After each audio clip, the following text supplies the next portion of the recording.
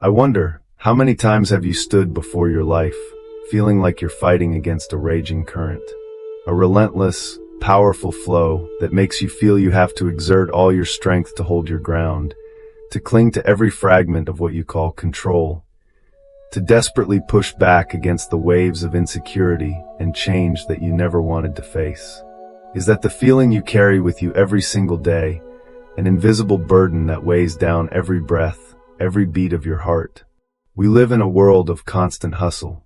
From a young age, we've been taught that we must hold on. Hold on to dreams, hold on to opportunities, hold on to happiness. We've been trained to control everything, from the outcome of our work to how others respond, even to the timing of events. We plan every step, believing that if we just try a little harder, push a little more, and never let go, everything will finally fall perfectly into our grasp. But have you ever paused and asked yourself, what is the true cost of that control? Imagine this. You're standing in the middle of a fierce river. You see a vibrant golden leaf drifting by, exquisitely beautiful. You reach out, trying to catch it, to hold it tightly in your palm. But the current keeps flowing. That tiny leaf, no matter how beautiful, cannot stay still. It struggles, scratching at your palm, and then finally slips through your fingers, carried away by the water. You feel loss, you feel despair, and a sense of injustice creeps into your heart. Why did I try so hard, yet couldn't hold on? Why does life keep fighting against me? We repeat that action every day, with every aspect of our lives. We cling to our definitions of ourselves, the labels society assigns us: successful, achieving, loved. We desperately try to hold on to past moments of happiness, unwilling to let them fade. We try to force the future to unfold exactly according to the perfect script we've written. But everything, it just slips away like that river. And we, in turn, grow more exhausted, more fearful, and more alone in that endless battle.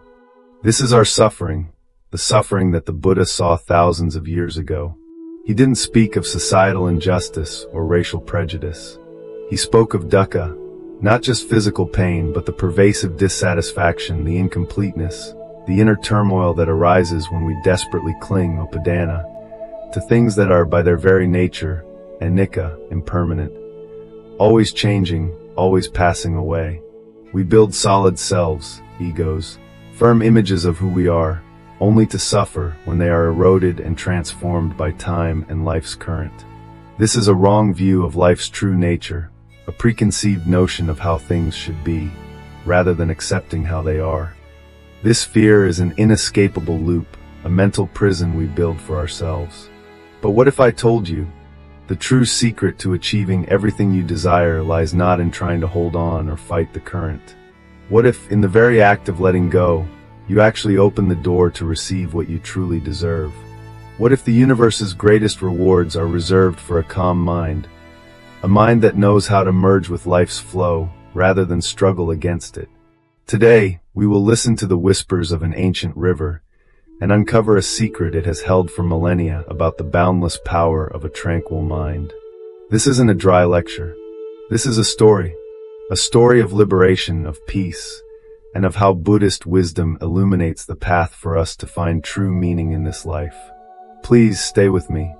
To truly understand the power of letting go and how the universe rewards a calm mind, we need to return to the simplicity of nature, where the grandest truths often lie hidden in the most unassuming forms. Imagine in a deep valley, where time seems to stand still, an ancient river flows. This river has witnessed centuries pass, carrying countless stories of those who have come and gone. And in its midst, steadfast and serene, rests a large rock, a gray, rugged rock that has been there for millions of years. This rock is peculiar. It doesn't move. It doesn't try to push the water away, nor does it try to hold on to anything. The water simply flows around it, carrying golden autumn leaves, gnarled branches from ancient trees, and shimmering silt from upstream. Everything passes by, gently touching the rock, then continuing its journey. The rock simply is there, resilient and at peace, as if it has discovered the secret of existence. It doesn't contend, doesn't complain, doesn't fear. It just is. It lives in the present moment, completely accepting everything that comes and goes. But then one day something happened, a seemingly minor moment that was nonetheless a turning point. Due to the relentless erosion of time and the unceasing current, a small fragment of the rock broke off. It fractured from its former home, where it had felt safe and connected to its being. And as that fragment, for the first time, was swept away by the mighty current, a primal fear surged within it. Can you feel that sense of being adrift? That sudden loss of control? It was no longer part of the sturdy rock. It was adrift, rudderless, in a vast, unfamiliar world. Fear engulfed that tiny fragment. It felt empty, lost. It tried desperately to cling to everything it could find, to the green moss on the riverbanks, to the drifting dry leaves. It used all its strength to hold on, to resist the fierce current. It believed that if it didn't cling, if it didn't resist, it would be swept away forever, dissolving into nothingness. It feared losing its very form, its tiny self. It feared the unknown, the uncertainty of what would happen next. You see, this rock fragment, it is exactly like us. It is an image of the ego that we carry with us through life. It believes that to exist is to hold on. It believes that safety is to control. It doesn't realize that this very clinging is what causes suffering. It's like a person trying to swim upstream, pouring all their energy into fighting, only to be pushed back by the current, becoming more and more exhausted. It fears that if it lets go, it will lose everything. Just as we fear that if we don't hold tightly to our jobs, our reputations, or our relationships, we will lose our worth. We are afraid to face impermanence, anicca, the truth that everything in this life changes, that nothing is eternal for us to hold on to forever. We try to resist the flow of time, of relationships, of our own bodies. That rock fragment, in its utter fear, didn't realize a fundamental truth. It was already part of the current from the moment it broke from the larger rock. It was already part of the journey it was trying to fight. Its suffering didn't come from the water, but from its own clinging, upadana. Its attachment to a fixed state, a familiar form, a mistaken view of its own existence. It was trapped in an illusion, the illusion of being able to control its destiny, to preserve what belonged to the past, or to shape the future precisely to its will. Like us, we believe we must fight to survive, to succeed. We build an invisible cage of anxiety, of the pressure to always be perfect, of the fear of judgment. And we, in turn, become exhausted, alone, and lost in the very current that we could have merged with. You remember our tiny rock fragment? It was struggling, being mercilessly tossed by the current. It crashed against jagged riverbanks, against other rocks, bruised and battered. It felt like the whole world was against it, as if it were a victim of a cruel injustice, torn from its origin, cast into an unwanted, unpredictable journey. This is the pain we know so well. The pain when life doesn't go our way, when what we cling to is snatched away, when we feel powerless against the current of impermanence. That rock fragment struggled and struggled, until it had no strength left to resist. It was exhausted, desperate, and in that ultimate moment of surrender, something miraculous happened. Before we touch upon liberation, we must acknowledge the pain we carry. That rock fragment, in its fear, tried to cling to every bit of moss, every passing twig. This is a symbol of our attachment, upadana. We cling to stable jobs, to bank accounts, to titles, to compliments. We believe that holding on to these things will bring safety and happiness.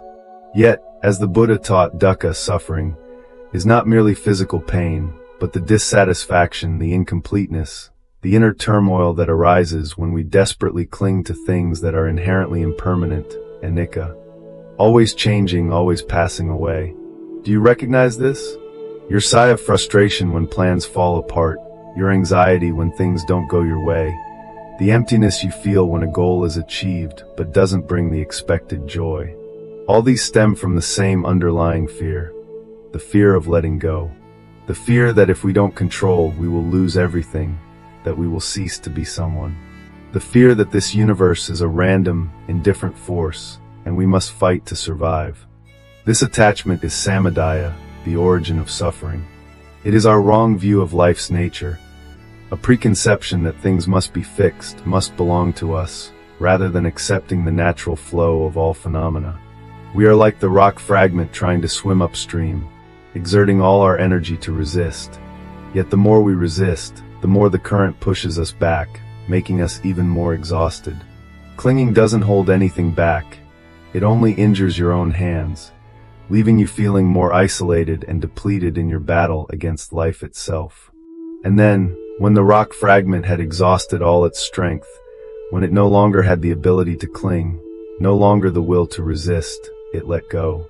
It stopped trying to push the water, stopped trying to hold on to anything. It simply allowed itself to be carried by the current. The water, no longer met with resistance, no longer forced, gently lifted it. The harsh impacts disappeared. The rock fragment was not crushed or shattered, but slowly, gently it was smoothed. Its sharp edges, once battered, gradually became rounded, polished. The water was no longer an enemy, but a dancer embracing it, a guide showing it the way. It felt a freedom it had never known, a serenity within the very current of destiny. It wasn't trying anymore, it was just being. It merged with the universe, with the present moment. This is the path to Nirodha, the cessation of suffering. The end of suffering when we release attachment. When the rock fragment surrendered, it found liberation. And that is also Magga, the path of the Eightfold Path, of the right understanding of impermanence, anicca, and not self, anatta. Letting go is not giving up effort. It is giving up attachment to outcomes and resistance to what is happening. It is an act of absolute trust in life's flow, in the universe's wisdom. Do you dare to let go of the controlling self, the anxiety about the future, or the clinging to the past? Only then can you feel the gentle hand of the universe supporting you. Your mind will no longer be preoccupied with battle, but will become calm and clear. Peace is not the absence of storms, but the ability to find stillness within the storm itself. When you are calm, the universe is no longer an adversary, but a companion. Many of us in America are obsessed with the idea of controlling our destiny. We believe in pulling ourselves up by our bootstraps to the point of exhaustion. But Buddhist wisdom shows us another path, a path of harmony, of realizing that we are part of something much larger. We don't need to strain ourselves to direct the river. We just need to trust it. As the rock fragment drifted serenely, it wasn't caught in dangerous eddies or swept into debris-filled areas. The current automatically guided it to peaceful places, to smooth, white sandy beaches, where it rested, shimmering under the sunlight. It was no longer a sharp, rough fragment, but had become a polished, beautiful pebble, smoothed by the very current it once feared. That is the gift of letting go. When your mind is calm, no longer clinging, your energy shifts. You no longer emit the frequency of anxiety and fear, but the frequency of trust, of abundance. According to the law of karma, the universe will respond to that energy. You don't need to chase after everything. What you deserve will naturally find you, as effortlessly as the water carrying the pebble to its peaceful resting place. The reward is not what you force the universe to give, but what the universe willingly brings when you learn to trust and let go.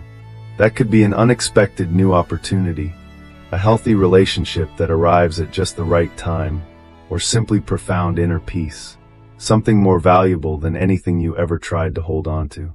This is true liberation from the burden of the controlling self. An awakening that happiness is not a destination to be fought for, but a state of being.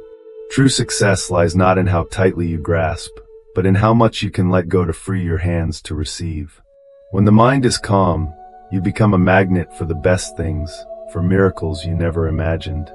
It is in the stillness of the mind that we can truly hear the whispers of the universe, the subtle guidance that the noise of our anxieties has long obscured.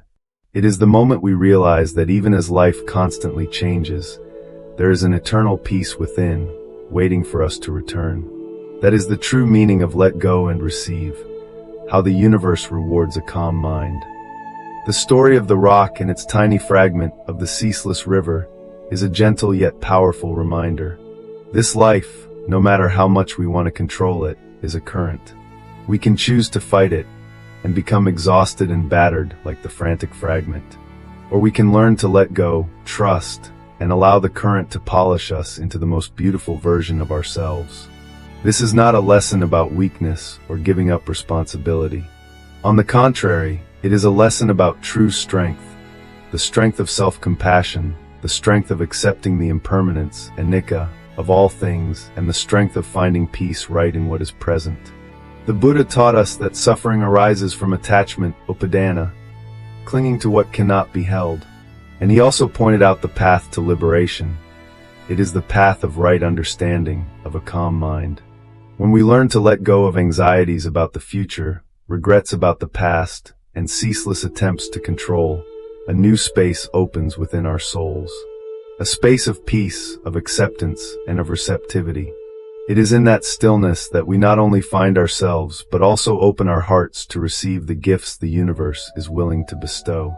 These may not be what you intended or forced, but they are certainly what you truly deserve to find.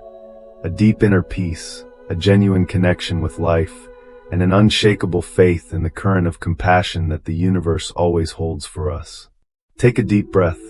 Look at what you are trying to hold on to in your life. And try letting go, even just a little.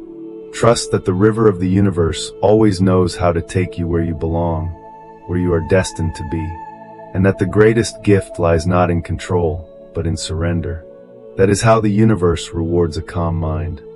If this story of the rock and the river has touched your soul, if it has opened something new within you, I would love to hear from you.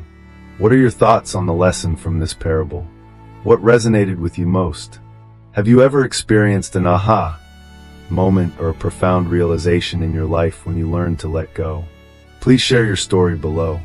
What other Buddhist parables or metaphors would you like us to explore in future videos on Buddha's pathway? Please leave your comments. And if you wish to continue this journey of exploring Buddhist wisdom with us, hit the subscribe button so you don't miss our next profound stories here on Buddha's pathway. May you find peace in every current of life and discover the rewards the universe holds for a tranquil mind. Until we meet again,